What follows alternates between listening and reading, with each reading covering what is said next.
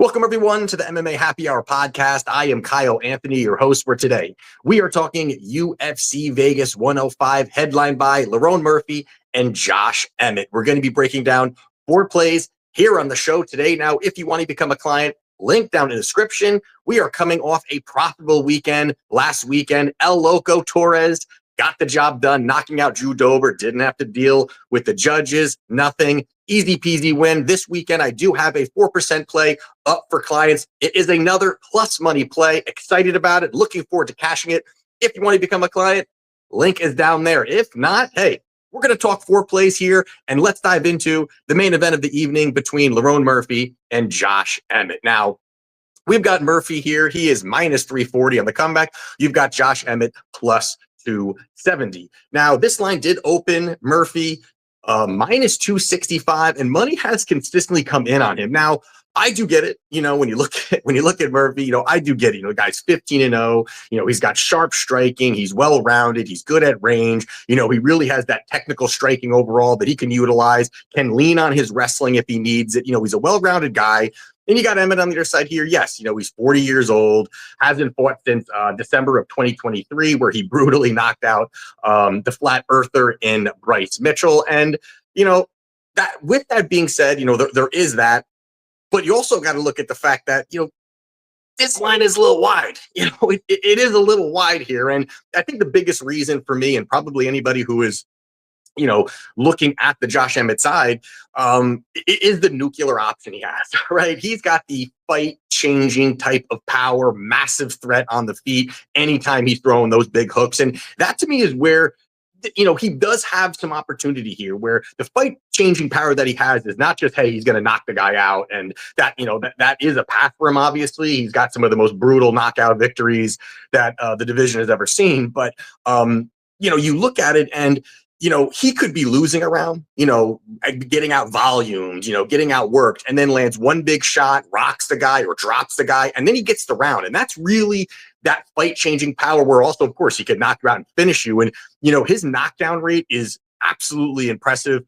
14 UFC fights, 12 knockdowns. That is just, astronomically high. And this guy has that threat. Now, this also is going to be in the Apex cage here. And I think that does assist Josh Emmett here. You got Lerone, who, when he's at range, when he's on the feet, he wants to be at range. He wants to be at distance. He wants to mix up the combinations. He does have, fast hands. He has some good kickboxing. He can mix up the targets. But I think that in the Apex cage, that really assists Josh Emmett moving forward, crashing the pocket, not allowing that space really for Lerone to work to get his striking going. And, if he's going to be coming forward, crashing a pocket, throwing those big shots, I think he's going to be able to land. Also, the fact that, Lerone has been dropped recently. He's been rocked multiple times. He's a guy that I think, it's not like he's he's chinny. But I think there is that opportunity here. Now you add in probably the hardest hitter that he has ever faced in Josh Emmett. I think there are opportunities there. And then also, you've got to kind of put in here the fact that, there are moments where Murphy, if a guy is crashing a pocket, a guy is coming forward, he's the type of fighter where he will then mix in the wrestling. He will start to mix in that wrestling, change it up a little bit if he's getting pushed, really getting, kind of on his back foot. And you've got Josh Emmett here, who does have that wrestling background. And I think that's going to help him here, that if he's crashing the pocket, I think he can keep this fight standing, or at least, fend off some of those takedowns, or even implement his own and mix it up a little bit. And that's really where I think he's going to have a lot of success here. The volume side, I think, will come from Murphy. The other side here in the Josh Emmett side, he's going to win the moment, and that is where this battle is going to be. But when you're looking at this from a line perspective, a gambling perspective here, this line's wide. I think there is a, probability here where, Murphy outpoints him, for 5 rounds, steers clear. Josh Emmett maybe is getting too old, but I can't dive into that really, because at this point here, we're looking at a 40-year-old guy, not the greatest, but I really haven't seen much of a decline, from Emmett at all. And I think there is a path for him, especially at a plus 270 number here. I do think probably would be a knockout if he gets the job done. That's sitting around plus 500, which is maybe a little sprinkle here, but I'm not going to get greedy. Plus 270 on Josh Emmett to get the job done. I think it's a dog or pass spot. That's what we're taking. Next fight here we're going to talk about is going to be Joe Anderson Brito minus 240 against Pat Sabatini plus 200. Now, This fight here, I'm not going to totally dive into it. But when you're looking at this fight, you got Joanderson Brito here, who is an absolute powerhouse of a man. This guy is a finisher. He's got 17 professional wins, 15 are by finish, 7 knockouts, 8 submissions. I mean, the guy is deadly overall. Since he's been in the UFC, he's 5-2. Of course, all of those wins do come inside the distance. And he's a guy that's really going to take care of business early. You know, he's a guy that's going to come forward. He's going to throw big shots. He is going to really go after it, hunt for that finish. That first and that second round is pretty much where all of his fights end, when he's able to land a big shot or look to get that finish overall. Now, the one thing that I'm looking at this fight here that is a little bit concerning on the Brito side is that when fights are extended, you know, this guy really can slow down, you know, and he hasn't had to really deal with that just because he's knocking everybody out, choking them out. He's doing everything he needs to do in those early frames. And I understand that part of it. But I also got to look at the fact that he's throwing everything with 100% power. He is not economical at all with his cardio. He's willing to throw the big shots, willing to fire. And if he can get you, he's going to get you. But if the fight starts to get extended, that's where he slows down. And out of the 2 losses that he has in the UFC, both of them are by decision, because as the fight starts to get away from him, he can't implement that game plan. This fight starts to get a little bit interesting. And I think that's where somebody like, you know, Pat Sabatini, if he can weather that early storm, I think there's options for him. We've got Sabatini, who is high-level grappler. The guy's going to absolutely want to take this fight to the mat. He has that high-level ability, the submission ability, all those great things. He averages 4 takedowns per 15 minutes, so we know what he's going to do. And he's not a guy that's going to look to strike, especially not with Brito at all. And in the UFC, anytime he's gotten a takedown in the UFC, he's won. And I think this is a situation here where Brito is a guy that early on, there's going to be that crazy, you know, he's going to be swinging for the fences. He's going to be looking for that finish. And there is a chance, you know, you've got, you know, Sabatini, maybe a little bit iffy of a chin, not too sure about it. You know, the guy, you know, if he gets clipped here, you know, he could be put away early. That's all possible. But when you're looking at it here, you know, I think one of the big things that you've got to look at is that if this fight gets extended, if he's able to go there, extend the fight a little bit, start to wear on Brito, start to crash the pocket, well, maybe not crash the pocket as in, you know, somebody like Josh Emmett would, but just get his hands on him. Just lean him up against the fence. Keep Brito working and staying safe, especially early in that first round. Get through that first round. And I think that's where he does find success, just pacing Brito and slowing him down. Now, it's going to be very scary in that first round, but at this price here, I have to go Sabatini here. I think the submission is live. That's a good price as well. I just think that this is a spot where Brito does have opportunity here. He is a guy that's a finisher, but I got to take the plus money here. I think Pat Sabatini gets the job done, grapples them, can bank some rounds on the ground or find that submission. So we're going Pat Sabatini plus 200. And the next one here we're going to talk about is Vanessa Demopoulos versus Talita Alencar. Now, this one here, you had the line open up minus 150 for Demopoulos. Now, I understand that you got money coming in now on Alencar, and I do think this is a spot here where the market has a little bit of an overreaction from what recently happened. That's something I don't really talk about here about market moves as much, you know, but this is a spot here where you're looking at a guy or a fighter just in general that, you know, hey, everyone's talking the guy up, you know, he's minus 200 and he's supposed to, you know, absolutely wash a certain fighter.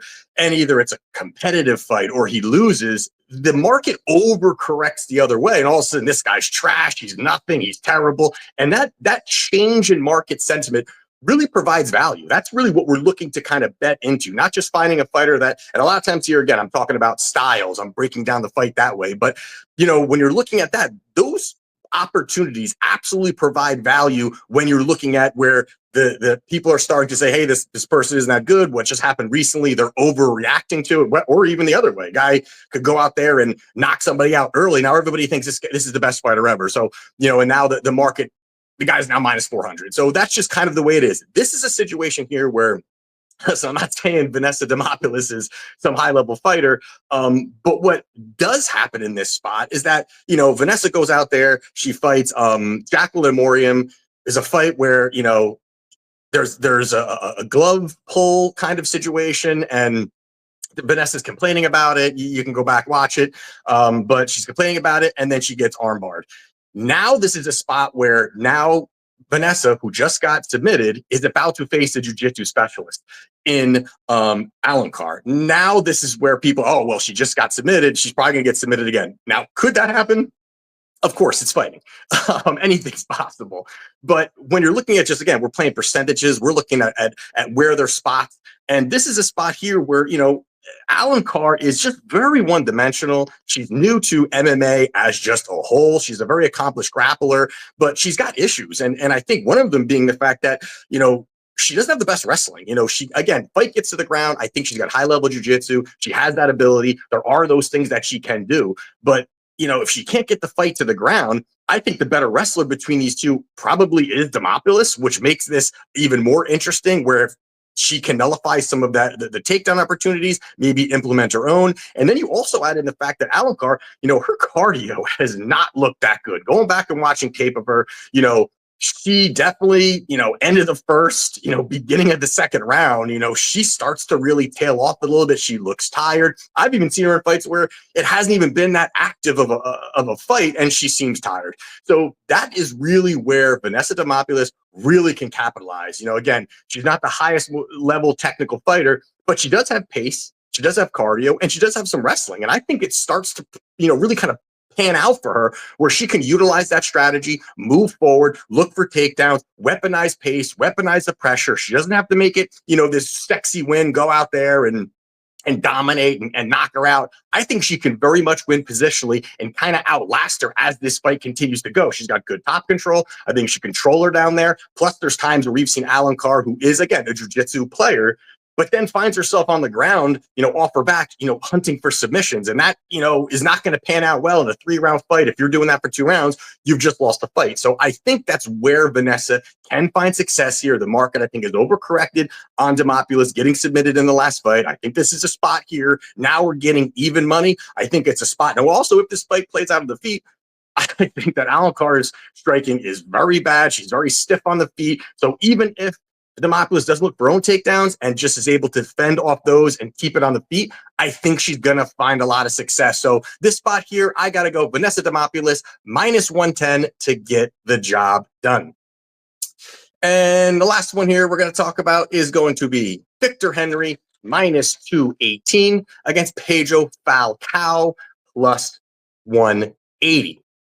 Now, this is a spot here where the line, again, opened up -150 for Henry, and we've seen money consistently come in on him. Now, the big claim to fame here for Victor Henry is his win over Hani Barcelos. Now, this is I feel like he's been living off that win in people's heads for quite some time. Now, he did have that victory. He came in, UFC debut. He was a +300. It was a big spot for him. He was able to go out there, outpace, out volume. I mean, he looked great. I got to give the guy credit. He looked great. I think he really took Barcelos by surprise. I think he took everybody else by surprise and was able to outpace him and get the decision victory. Now, since then, he's 2-1 over the last 5 fights, only beating Tony Gravely and Ronnie Yaya. Don't rate those guys very high at all.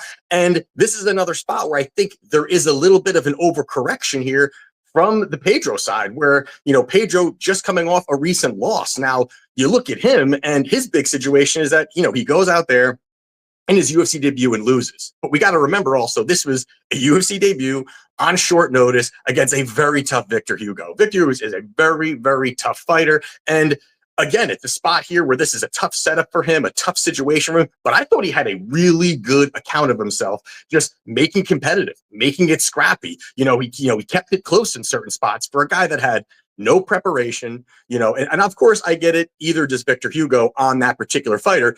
But as you're talking about preparation, as in your cardio, you're just getting a game plan together, being fully prepared, not being gym prepared. You're being fight ready prepared. And I think that, says a lot about what Pedro can do, that he can make a scrappy fight against a tough fighter like that. Now, Henry on our side here, he's going to look to weaponize pace. He's going to weaponize the volume. He lands 8 significant strikes per minute, very high. So that's really his win condition. It's just pushing out crazy volume, melting an opponent, out-volume you, and that's kind of where he looks to find success. But he's 37 years old now. He's going to be 38 in May. There's has to be some kind of decline at this point, some kind of, ticking down. And again, I am not that impressed with him to begin with.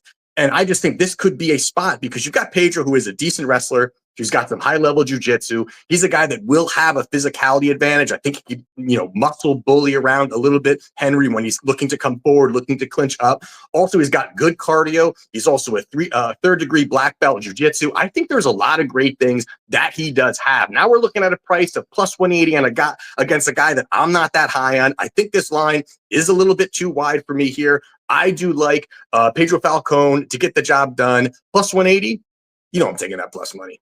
So there you have it for my plays for UFC Vegas 105. If you want to become a client, link down in the description. Again, have a 4-unit play up right now at plus money. Excited to see that cash this Saturday night. And then next week, we got a big pay-per-view going. I'm going to have some big plays there as well. So excited about these next 2 weeks. We cashed our 5% last weekend max bet on Torres. So let's keep it going and let's cash.